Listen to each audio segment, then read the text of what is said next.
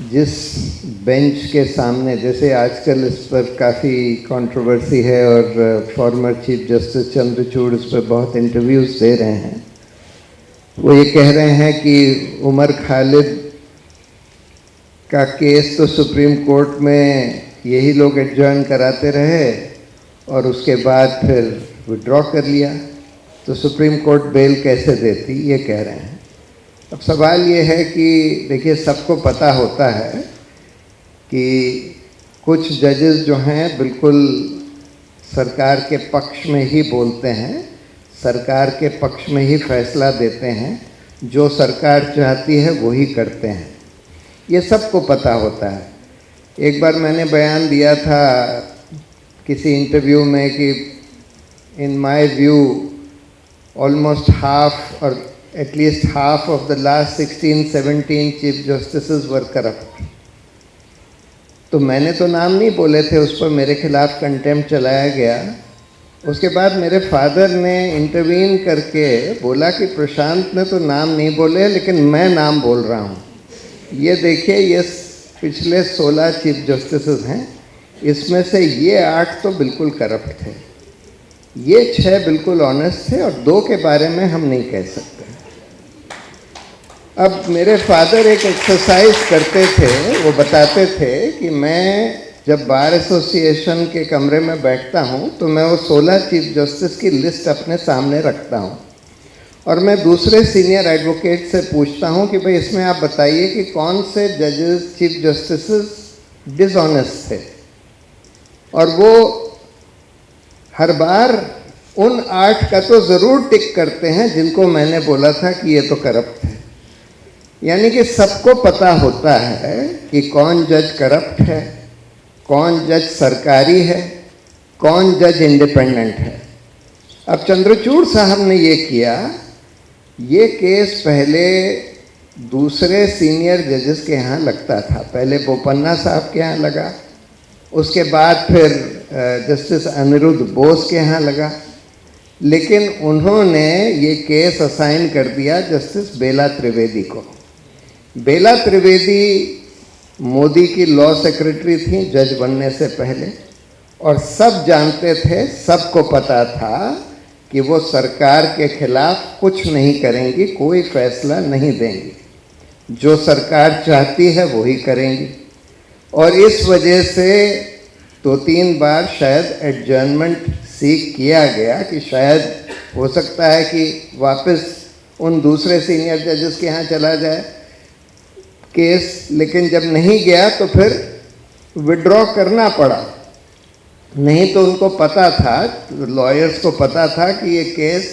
Dismiss किया जाएगा, ये बेल की प्रेयर डिसमिस करी जाएगी। तो ये तो,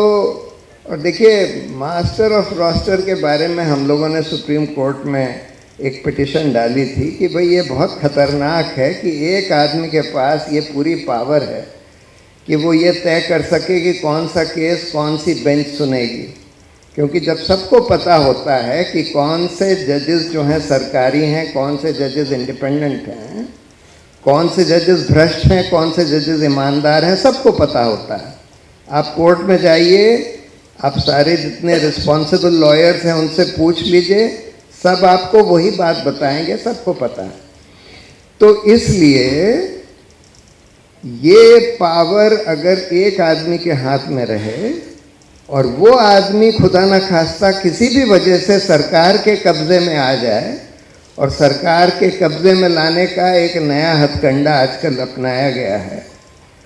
और वो ये है कि सारे एजेंसी से कह दिया जाता है कि तुम लोग सारे जो चीफ जस्टिस हैं या चीफ जस्टिस बनने वाले हैं उन जजेस पर डोजियर बना लो,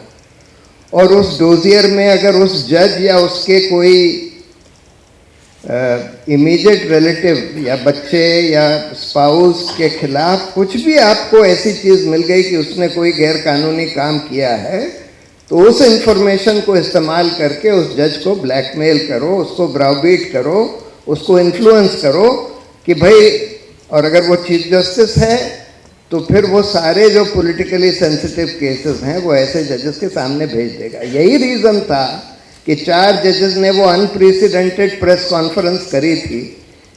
पहली बार हुआ था कि 4 सीनियर जजेस नंबर 2, 3, 4, 5 सब ने मिलकर प्रेस कॉन्फ्रेंस करी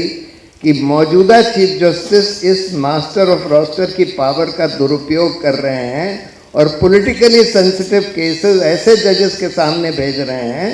जिनके बारे में पता है कि ये सरकारी जज हैं और इससे हमारा लोकतंत्र खतरे में आ गया। तो ये बहुत बड़ी प्रॉब्लम है जिसको हम लोगों ने एड्रेस करने की कोशिश करी थी, एक पिटिशन फाइल करी थी कि भाई ये पावर एक आदमी के हाथ में नहीं होनी चाहिए, सीनियर 5 जजेस के कोलिजियम के हाथ में होनी चाहिए, जो कि ये तय करें कि क्या रोस्टर बनेगा और उस रोस्टर में फिर बिल्कुल कंप्यूटर से लॉटरी से केसेस जाएं अगर 2-3 बेंचेस हैं जो एक ही तरह के केसेस डील कर रहे हैं। लेकिन अनफॉर्चुनेटली सुप्रीम कोर्ट ने वो नहीं माना और वही सिस्टम चला आ रहा है कि भाई मास्टर ऑफ रोस्टर ही तय करेगा, चीफ जस्टिस ही तय करेंगे। बहुत ही खतरनाक सिस्टम है। यूएपीए में जो टेररिज्म की ऑफेंस की जो डेफिनेशन है उसमें ये ले आए हैं, जिस तरह सेडिशन में लिखा था कि भाई any incitement of disaffection against the government, उसमें गवर्नमेंट वर्ड यूज था। यूएपीए में डेफिनेशन में incitement of disaffection against the state, फर्क बस इतना है कि सेडिशन में गवर्नमेंट वर्ड यूज था, यूएपीए में स्टेट वर्ड यूज है। लेकिन उसी तरह का प्रोविजन है कि अगर आप स्टेट के खिलाफ डिसअफेक्शन कर रहे हैं, अब इस पर भी सीधा सीधा कायदे से सुप्रीम कोर्ट का केदारनाथ का जजमेंट कि भाई डिसअफेक्शन चाहे गवर्नमेंट के खिलाफ करें चाहे स्टेट के खिलाफ करें, अगर आप हिंसा नहीं भड़का रहे हैं या पब्लिक डिसऑर्डर नहीं भड़का रहे हैं तो फिर वो ऑफेंस नहीं हो सकता। लेकिन इस केस में शायद जो चार्ज लगाया है वो स्पीच के आधार पर उतना नहीं है, कॉन्स्पिरेसी का चार्ज। वो कहते हैं कि आप लोगों ने लोगों से बात करके ये दंगे करवाने की साजिश करी, ये चार्ज लगाया है। अब ये नहीं बताते कि किसके संग साजिश करी, क्या आपने बोला उनसे जिससे कि आप ये कह सकें कि ये लोग दंगे भड़काने की साजिश कर रहे थे। वो ये कहते हैं कि कुछ प्रोटेक्टेड विटनेसेस हैं, उन्होंने ये बताया है, ना तो उनका नाम बताते हैं ना उनका बयान बताते हैं, और सिर्फ उन प्रोटेक्टेड विटनेसेस, हम लोग ये कहते हैं कि जब पुलिस किसी के खिलाफ कोई चार्जशीट फाइल करती है तो उसमें कुछ लोगों के बयान लेती है, उसको 161 पहले जो क्रिमिनल प्रोसीजर कोड था 161 का बयान कहते थे। पुलिस को बयान दिया, वो दस्तखत भी नहीं करता, पुलिस ने चार्जशीट में लिख दिया कि फलां आदमी ने ये बयान दिया कि इसने देखा इसको कि ये फलां ऑफेंस कमिट कर रहा है, ये कह देते थे। अब उसको ट्रायल से पहले तो आप रिबट कर ही नहीं सकते, जब ट्रायल होगी तभी रिबट कर सकते हैं। तो क्या सिर्फ उस बयान के आधार पर आप बेल डिनाई कर सकते हैं? क्या आप ये कह सकते हैं, जब सुप्रीम कोर्ट ने ये ले डाउन किया है कि भाई bail is the rule, jail is the exception, और यहाँ तो ऐसा केस है कि जब आप 5 साल तक ट्रायल भी आपने नहीं शुरू करी, बगैर ट्रायल शुरू करे, सिर्फ किसी के 161 के बयान पर, वो भी आप कह रहे हैं कि कोई खुफिया प्रोटेक्टेड विटनेस है, बता भी नहीं रहे, तो वो कैसे डिफेंड करेगा अपने आप को, कैसे बोलेगा कि भाई ये बिल्कुल झूठा चार्ज है? और बेल के लिए तो वो भी नहीं प्रूव करना होता। अनफॉर्चुनेटली यूएपीए में इन्होंने एक बेल का प्रावधान ले आए हैं जिसमें ये लिख दिया है, बिल्कुल रिवर्स कर दिया है। नॉर्मली रूल ये है कि भाई बेल तभी डिनाई करी जाएगी अगर आपके खिलाफ ये कहा जा सके, रीजनेबली ये कहा जा सके कि अगर आपको बेल दे दी गई तो आप भाग जाएंगे या एविडेंस से टैंपर करेंगे या फिर बहुत संगीन अपराध किया है वो अपराध फिर से करेंगे। ये तो इन लोगों के खिलाफ नहीं कहा जा सकता, लेकिन वो कह रहे हैं कि बेल का प्रोविज़न इसमें ये है कि जब तक ट्रायल कोर्ट ये ना कह दे कि इसके खिलाफ जो केस बनाया है ये बिल्कुल बेबुनियाद है, तब तक बेल नहीं दी जाएगी। अब ऐसे केस में जहां आप कहते हैं कोई प्रोटेक्टेड विटनेस है, कुछ कह रहा है, अब कैसे हम ये दिखा सकेंगे या प्रूव कर सकेंगे कि बिल्कुल झूठा केस बनाया गया? तो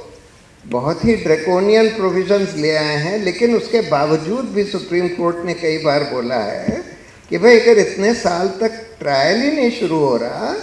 तब फिर यूएपीए के चार्ज में भी बेल